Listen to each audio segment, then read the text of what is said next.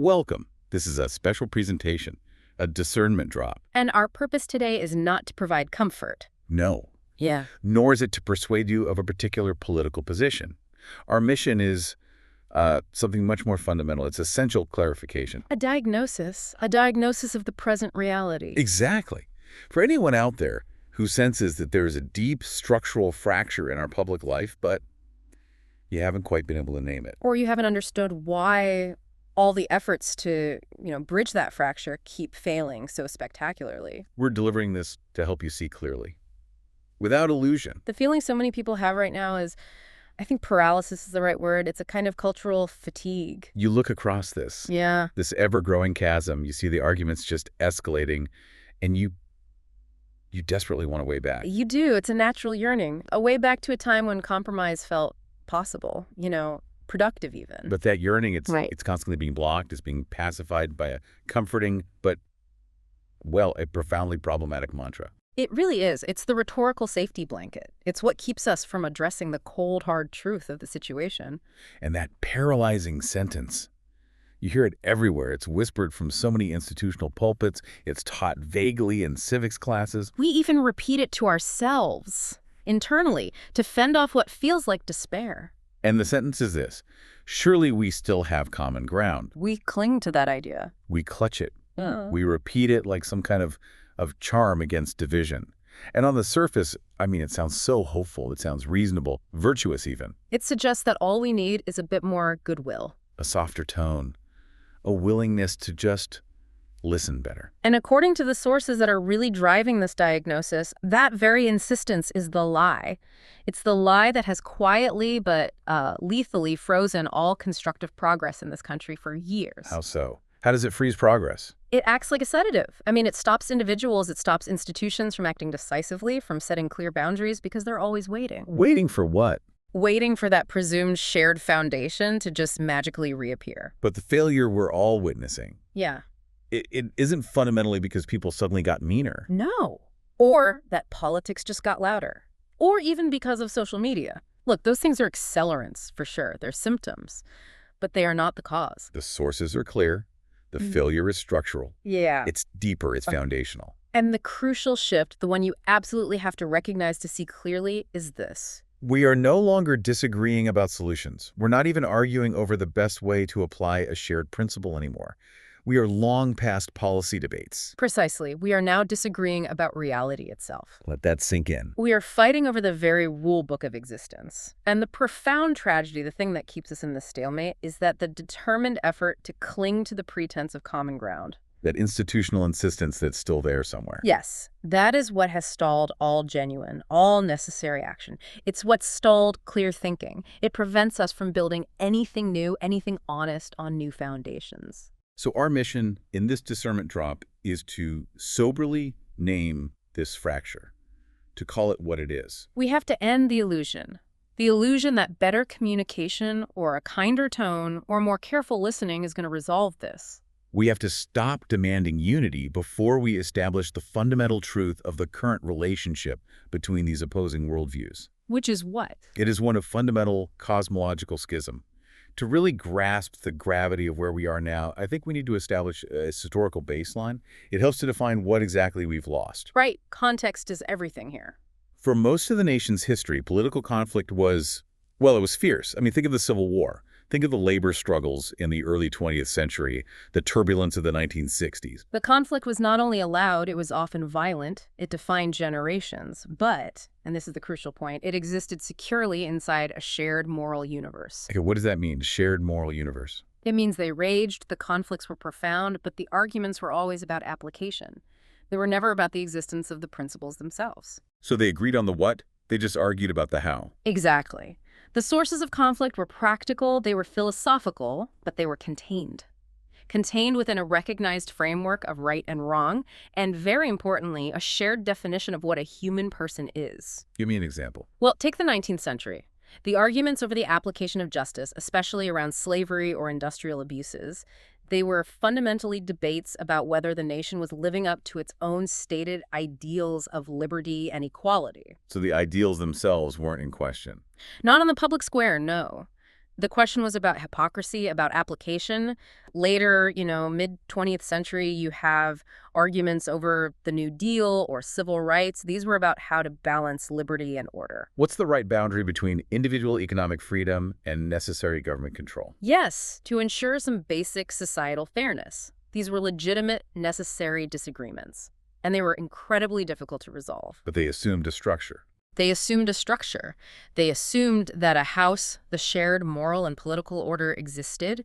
The occupants were just arguing, sometimes violently, over how to distribute the rooms or, maybe reorganize the furniture. Maybe even if a new addition was needed. But the foundation. The foundation remained solid. The house was still standing on something. So what was that foundation? What was that underlying consensus? Yeah. That deep, often unconscious agreement that created the soil, as the outline puts it, for compromise to grow. That soil has eroded. It's gone. So it is vital that we detail what was once just accepted by both sides, often without a second thought, until very recently. Okay, let's unpack it. What's the first key assumption that formed that bedrock? Perhaps the most essential one.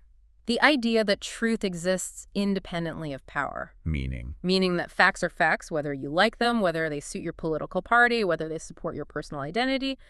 None of that matters. They existed outside of you. a bridge is unstable because the physics says it's unstable, not because of a narrative about the bridge. Exactly. It placed a limit, a very real limit, on rhetorical manipulation. Truth was an anchor. That seems almost painfully obvious to say out loud, and yet Yeah. its erosion is the source of so much of our current friction. It is. The second deep agreement was that words mean things. Fixed definitions. Yes. Common, fixed definitions that allow language to function as a bridge between separate minds. It's how we transmit information and meaning accurately. Without that, language isn't a bridge. Yeah. It becomes a tool of power, or just a vehicle for emotional expression. If a word like, say, male or female or justice can be arbitrarily redefined based on shifting power dynamics or personal feeling, then all shared discourse collapses. The old agreement provided definitional stability. You need that to make any kind of law or policy that lasts longer than a single news cycle. Absolutely. The third point the sources identify is the agreement that men and women are real, fixed categories. And this wasn't just a policy discussion about, bathroom access. Not at all. It was a settled biological and social reality. It was rooted in the very nature of human existence. It defined everything: athletics, law, family structure, biological research, everything. Okay, what's the fourth point? This one is foundational to the entire American system of governance. That rights come from something higher than the state. Whether you call it God or natural law. It doesn't matter for the sake of the principle. The point is, the government did not grant these rights. It was merely tasked with protecting them. And that's the fundamental limit on political authority. It is. Because if the state grants the right, the state can take the right away. And at that point, the entire structure of the American experiment it collapses. And the final point of agreement. That conscience matters. That there is an interior moral life. An inner world that deserves profound protection from external force. People should be allowed to follow their deepest moral convictions without the state interfering or, institutions punishing them for it. It was the protection for the individual soul against the collective tide. So those 5 points, that was the soil. That was the comprehensive agreement. It was anchored in a larger cosmology of a fixed reality. Even if you lost a vote, even if you disagreed on tax policy or trade, you knew the opposition was still tethered to the same bedrock understanding of humanity and reality. You could lose the fight over the mortgage, but you hadn't lost the cosmos. Beautifully put. And that is what made compromise possible. It was the knowledge that certain lines, these foundational lines, would never be crossed. But the diagnosis we have to face today is simple, and it's profound. That foundational soil is absent. It is gone. The sources are unequivocal on this. This Yeah. is no longer just a political divide in the historical sense. We have to stop treating it like one. We're now experiencing a worldview schism. It's not about how we share the resources in the house anymore. It's about what we believe those resources are, and whether the laws of nature and man are fixed at all. So we have to adjust our analogy. The two sides are no longer standing on the same foundation, arguing over blueprints for the same building. It's much more severe than that. They are standing on entirely different cosmologies. Two separate planets that have drifted far, far apart. And so each side looks across that void at the other Yeah. and is genuinely convinced the other is acting with baffling, inexplicable irrationality. Indeed. That the other side must be suffering from some kind of mass delusion. Or is just, insane. This realization is the critical pivot point of this entire diagnosis. And it's so important to emphasize the key distinction here because our language often fails us. This is not a rhetorical disagreement. It's not about how loud someone talks on cable news. It's not a difference in tone. It's not about how passionately you state your preference for, say, subsidized healthcare. This is an ontological conflict. Well, let's define that word for anyone who hasn't dusted off their philosophy texts recently. Ontology is the branch of philosophy dealing with the nature of being, of existence, of fixed reality. So when we say the disagreement is ontological, we mean the conflict is about the fundamental nature of things. Is truth fixed or is it malleable? Is morality discovered or is it constructed? Is human nature something we can change or is it fixed by design? Are facts objective things out there in the world, or are they just subjective reflections of power? And if you disagree on the answers to those foundational questions, then every subsequent conversation about climate policy, healthcare, education, justice, it's all rendered fundamentally meaningless. at least in terms of seeking a shared policy outcome. Because the words you're using mean two completely different things to the two opposing worldviews. The chasm is in the very definition of existence. And you cannot negotiate or compromise when your foundations are separate universes. The moment you define a human person differently, the moment you define language as a tool of power instead of a tool for communication, the ability to build shared policy it vanishes. Which is why we have to stop using political tools, like negotiation, to solve what is fundamentally a philosophical problem. So this ontological chasm opens up. And the primary advice we get from most institutions, media, academic, corporate, it's been predictable. And, as the sources argue, profoundly flawed. We are constantly told that the problem is one of tone. Always tone. The prescription is always the same. If only we were less angry. If we just listen better. Explained ourselves more carefully. Or, avoided divisive language, Sure. then this schism would just heal itself. And that narrative is deeply attractive, isn't it? Because it simplifies the problem so much. Yeah, makes it manageable. Right. It frames the whole issue as a failure of communication, a mere hiccup in social interaction. It suggests the solution is in self-correction. Just become a kinder, gentler debater. Maybe use better I feel statements. Exactly. But this advice is fundamentally wrong. It misdiagnoses the fracture entirely because it assumes the other side is operating under the same set of metaphysical rules as you are. And that's where the inherent impossibility comes in. This is why all those demands for civility are so often ineffective. You cannot effectively resolve a disagreement about a simple policy, let's say whether a school library should carry certain gender theory materials for children. You can't resolve that if the other party fundamentally rejects your definition of personhood, or if they reject the very idea that a child has an intrinsic fixed identity that should be protected from ideological pressure. The debate just becomes absurd. It's like two people arguing over the monthly budget for a household, but one person insists the currency is dollars and the other person insists the currency is seashells. And the value of the seashell changes depending on how they feel that day. Precisely. You can debate the numbers on the spreadsheet forever, but you are not talking about the same thing. The conversation is useless. And you see this in the legal and moral sphere, too. Absolutely. You cannot effectively debate law, the very concept of justice and equity, based on established common law principles, with someone who believes morality is entirely constructed by culture and power. Someone who doesn't believe morality is discovered through reason or, revealed truth. Right. Because if morality is purely constructed, then law, in that worldview, is not the pursuit of some fixed transcendent justice. What is it then? It's merely the temporary codification of prevailing power. That's all it is. So arguing about whether a law is just or fair based on some external standard is a waste of time. The only question that matters to them is, does this law advance the narrative of liberation for my chosen group? Or does it maintain the power of the old dominant group? That's the entire framework. Justice, in the classical sense, doesn't even enter the equation. And perhaps the most telling example, the one that really gets to the heart of it, is the appeal to facts. The bedrock of the traditional American argument, the common currency of the Enlightenment. You cannot appeal to facts when the other side believes, as the source material states so clearly, that facts are merely downstream from narrative. That phrase is absolutely crucial to understanding the impasse. If facts are not independent of power and belief, if they're not objective, external anchors that we all have to conform to. And presenting compelling data is completely irrelevant. Utterly. The data is just dismissed. It's seen as a construct of the opposing narrative, a weapon designed to enforce outdated, oppressive power structures. So my lived experience becomes the highest truth. Yes, if my narrative, my identity, or my lived experience is the highest source of truth, then your objective external data point is just a manipulative story you're telling to try and take my truth away from me. This inherent incompatibility. This is why so many of our public square conversations, whether they're online or even in private dialogues, just feel increasingly surreal. You've probably felt it yourself. People walk away from these discussions with this intense, confusing sense that the ground rules were constantly shifting under their feet. Or that you were speaking entirely different languages even though you were using the same English words. And it leads to this very predictable outcome. Both sides leave the conversation utterly convinced that the other person is either incredibly unintelligent Or is just actively lying, being dishonest. even when both parties are being completely sincere in the delivery of their worldview. How does that work? Well, think about it.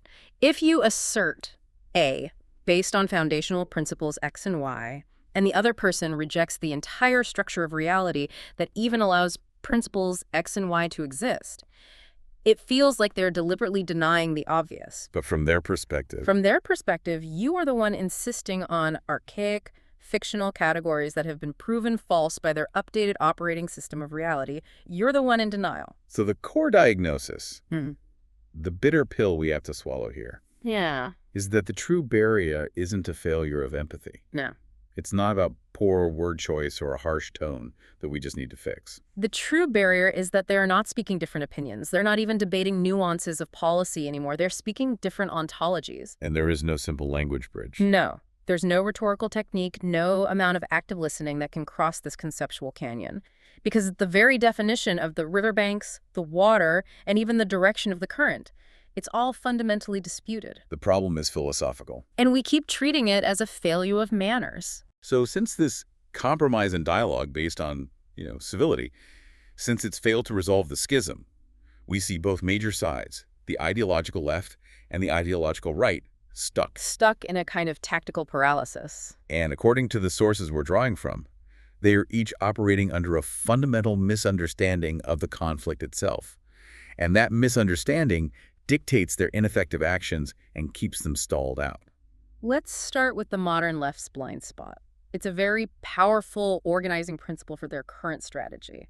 Their tactical error, their misstep, stems from viewing the existing resistance. The refusal by huge segments of the population to accept these cultural and philosophical updates. They view that resistance as fundamentally a problem of ignorance. And you see this assumption everywhere. It informs policy all the way through our educational and corporate institutions. The logic flows like this. If people were simply better educated. Meaning educated in the updated philosophical framework of identity and deconstruction. Right. Or if they were more exposed to diverse lifestyles, or if they were properly deconstructed from their outdated traditions, then the resistance would just evaporate. So dissent isn't seen as a valid counterargument. No, it's seen as temporary. It's a symptom of a failure to understand the inevitable progress of the new reality. And because the disagreement is framed that way, as a knowledge deficit, an inability to see the obvious truth that the old system is oppressive and needs to be dismantled. Then dissent cannot be treated as a valid argument that requires you to refute it with logic or evidence. Why would you? Instead, the diagnosis is much more severe, and for them, much more manageable. Dissent is treated as a pathology, a moral failure, or even a psychological wound. And that right there is the critical diagnosis of the dynamic we see playing out in so many institutions. If dissent is a pathology, a sickness, You don't engage in dialogue with. you manage it, you soften it, you correct it. You use administrative tools to remove the source of the infection, or at the very least, you isolate the infected so they can't spread it. Think about the way certain large institutions, corporations, universities, they immediately move to deplatform, to censor, or to administratively manage dissenting voices.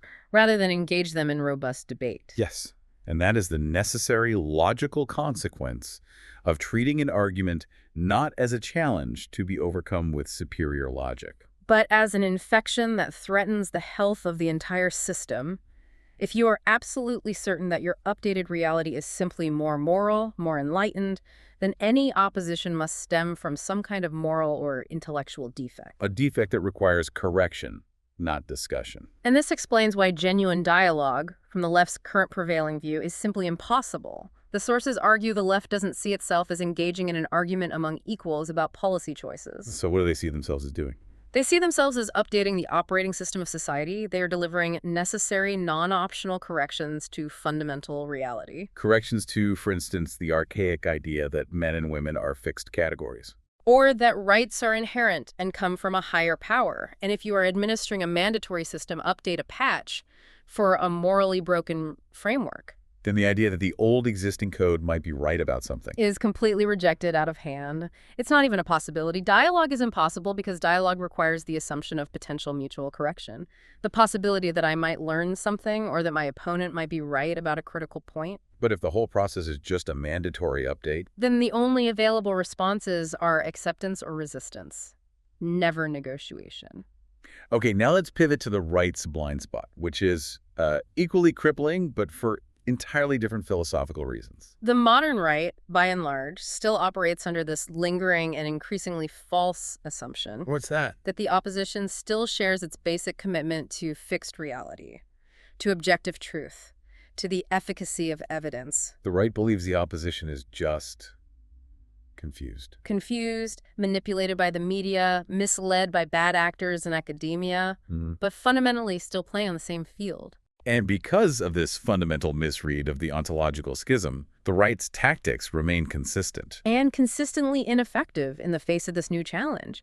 They keep bringing a knife to a gunfight. They keep appealing to common sense, assuming that common still means shared. They cite data endlessly. They keep calling for reasonable discussion, assuming a shared definition of reasonable still exists in the known universe. And they are perpetually, almost theatrically, acting shocked when logic and evidence and clear arguments fail to land. Fail to achieve compliance from the opposition. They're like the friend who keeps showing up to a high-stakes poker game with a deck of Go Fish cards The and is genuinely confused why no one is playing by their rules anymore. shock is performative, but the underlying assumption is the real problem. And this perpetual shock-based strategy contains the fatal flaw. It assumes that the opposing side still believes reality is something you submit to.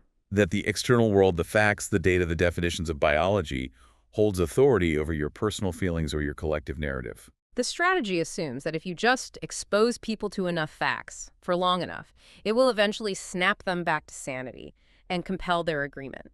But the opposing cosmology has already established that reality is fluid. It's constructed. It's subservient to the prevailing narrative of liberation or equity. It's a reality that you create through declaration and through power, not one you discover through observation and scientific rigor. This is the crucial disconnect. So the sources show that the right just keeps trying to win an argument. That no longer exists. They are engaging with a debate that was philosophically obsolete decades ago. And their refusal to admit that the game has fundamentally changed is what keeps them strategically paralyzed. Constantly preparing these brilliant arguments that are intellectually sound within their own worldview. But are completely irrelevant to the worldview they're actually trying to confront. They are so focused on winning the debate, they've forgotten to defend the very ground upon which any debate is even possible. So when the tactical failure on both sides becomes obvious, when facts don't persuade on the one hand, and attempts to manage dissent lead to PR crises on the other, the public discourse inevitably defaults to the highest, most generalized rhetorical plea. the demand for unity. Calls for unity resonate very deeply, especially in times of stress or, visible social fracture. They sound noble, they feel mature, they always get applause from people who are just tired of the conflict. And when they're delivered from a position of authority, a politician, an institutional leader, a civic nonprofit, they feel like the moral high ground. It feels like the right thing to say. But we have to be rigorous. We have to define what this word unity actually means in the context of an ontological schism. Because if we aren't rigorous, we miss the inherent danger in that plea. We have to ask, unity around what? And the essential insight we have to grasp from this diagnosis is this: unity without truth is not peace. It is enforced silence. Say that again. Unity without truth is not peace. It is enforced silence. When leaders stand up and demand unity without first taking the painful step of naming the profound fracture, the fact that we disagree on the nature of being itself, they are not asking for reconciliation. They are asking for compliance. Yes, and crucially, this compliance is almost always demanded disproportionately from one side. From the side that is still anchored to the older moral assumptions. The side that still believes in fixed boundaries, objective truth, and submission to a transcendent reality. They're the ones who are told that their very insistence on those fixed points is the obstacle to peace. That their beliefs are the source of the divisiveness, the reason the country can't come together. Because the worldview that rejects fixed reality is the one driving the cultural drift, the call for unity inevitably translates into a demand that that drift be accepted without any resistance. So for the side that insists on fixed truth, being unified means sacrificing their conscience. Sacrificing their fundamental beliefs for the sake of institutional tranquility. It's a demand for capitulation. We need to be perfectly clear about what "let's come together" often translates to when it's spoken across this chasm in the current cultural environment. It very often means stop saying that certain things are fixed or universally true. It means stop noticing the contradictions that are inherent in the new, evolving worldview. It means stop insisting on fixed meanings for words, for concepts, or for identities that have now been declared fluid. And perhaps most dangerously, it means stop resisting the relentless cultural drift away from that old, shared moral universe. And that when you strip away all the comforting rhetoric is not reconciliation. Reconciliation requires two parties moving toward a shared third thing, a truth, a principle, a common good that exists outside of their own power struggle. But when that bedrock is gone, the demanded coming together is merely surrender disguised as civility. It is the silencing of conscience. It is the abandonment of fixed belief for the sake of an artificial momentary truce that only serves to accelerate the dissolution of the old order. So the sources compel us to see this demand for compulsory unity as a significant danger. It's a soothing message that ultimately enables the schism to widen, precisely because it prevents the necessary, difficult, truthful confrontation from ever happening. So if dialogue is impossible because the axioms are gone, if tone is irrelevant, and if unity is often just a demand for surrender, what is the path forward? It may seem counterintuitive. It may even sound hopeless at first. But things cannot improve until we first stop pretending. We have to stop pretending that a shared foundation still exists. The critical realization, the very first step towards any kind of durable future, is that clarity must precede progress.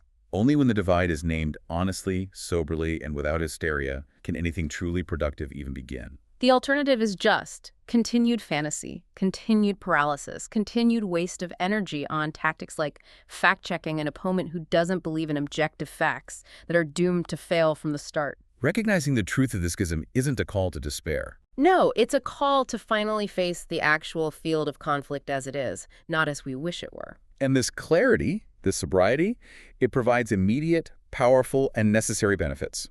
Let's start with the first one. It ends false expectations. Exactly. Clarity ends a false expectation that you can debate your opponent back to sanity using objective data or shared law. You stop assuming that persuasion, which relies entirely on shared axioms, will work in a situation where the source material argues that conversion is required. Now that's a strong word. Demanding conversion sounds incredibly divisive. Isn't there a risk that this just leads to total separation? It leads to separation from illusion, and that's healthy. When you recognize that your opponent truly holds an opposing cosmology, that their view of truth, of personhood, of authority is fundamentally different from yours, you realize something. What's that? You realize you're not arguing about budget amendments or data points. You are inviting them to change the fundamental structure of their reality. That's a spiritual or a philosophical shift. It is not a rhetorical win. And it's crucial for you, the listener, to understand that distinction. Persuasion is for policy disagreements. Conversion is for ontological disagreements. We are in the latter. Okay, the second benefit of clarity. It restores a necessary sense of moral seriousness. Yes. When you stop fighting the old political argument, is it too much government or too little? And you recognize the new ontological argument. What is truth? What is a human being? The stakes immediately rise to the highest possible level. This realization is the shift from politics to existential defense. It is. It means recognizing this is not about winning arguments or securing temporary legislative victories anymore. This is about defending reality. It raises the moral stakes. It demands integrity, focus, and durability because the conflict touches the foundational definitions of life itself. When you realize the ground beneath your feet is crumbling, you stop worrying about the speed limits on the road built on that ground. And finally, the third benefit of clarity is that it forces a first principle reckoning. This is destabilizing, but it's vital. It forces people to stop operating on inherited cultural assumptions they never really questioned. It forces you to ask the necessary, difficult questions. What do I actually believe about truth? What is the irreducible nature of humanity? And what do I recognize as the ultimate authority in my life? That first principle reckoning is painful. It is destabilizing to recognize that the norms and institutions you once relied on, the universities, the media, the corporations, are no longer anchored to the beliefs you hold to be fixed. But this pain, this destabilization, it's absolutely necessary. You cannot reinforce a foundation until you acknowledge with unflinching honesty that the old one has crumbled completely. Therefore, recognizing the absence of common ground is not a call to despair. It's not a call to partisan hysteria. It is a direct call to sobriety. It means abandoning the comfortable fantasy that things will just revert to normal if we wait long enough or if we're just polite enough. Normalcy is gone. We are in a new era. And this newfound sobriety requires specific action. Action that operates without the expectation of immediate consensus or cultural applause. This is about building resistance, building sustainability outside of the crumbling structures. So we have to focus our energy on building institutions, whether they're educational hubs, communal organizations, economic networks, that actually reflect our core fixed values. Rather than constantly trying to compromise with or retrofit existing, compromised structures that are now fundamentally hostile to the idea of a fixed reality. And we must ensure the next generation is taught deliberately. This means grounding them in first principles. What is truth? What is a person? What is authority? Not passively allowing them to be exposed to the prevailing, fluid cultural drift, which is designed from the ground up to undermine those very axioms. Education has to become an intentional act of defense and construction. And we must speak clearly. We must name reality without obfuscation. And we must do so without expecting applause or immediate agreement from the surrounding culture. The goal of speaking truth is truth itself, not acceptance. Clarity, not consensus, is the objective. And finally, we have to accept the sober truth that some conflicts are not misunderstandings to be solved through better mediation or diplomacy. They are fundamental opposing worldviews to be confronted. And that confrontation must be done with resolution and intellectual clarity, even if it leads to greater short-term friction or institutional discomfort. The peace of illusion is not worth the price of fundamental truth. A nation does not die merely because its people disagree fiercely on policy.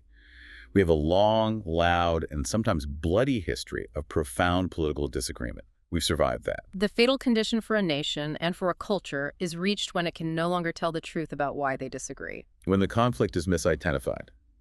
When a philosophical war is treated as a simple policy dispute. The solutions will inevitably fail, and the culture will fracture beneath the weight of its own confusion. The sources we've examined today clearly confirm that the left and the right no longer share common ground. They operate on different definitions of reality, personhood, and authority. And pretending otherwise, as we have done for far too long, has done immense damage. It has stalled any possibility of real progress. It has confused our leadership across all institutions, and it has weakened the necessary resistance to radical cultural change. The sooner we face this reality, without hysteria, without resorting to hatred, and crucially, without the self-imposed delusion of forced unity, the sooner we can abandon the fantasy and begin building something honest, durable, and genuinely better that reflects the reality we believe in. Discernment starts precisely where those comforting lies end. This task requires accepting the painful, destabilizing nature of the truth. We invite you to contemplate the profound implications of living in a world defined by ontological schism, and what that demands of your focus, your energy, and your unwavering commitment to foundational truth, both for yourself and for the institutions you choose to build.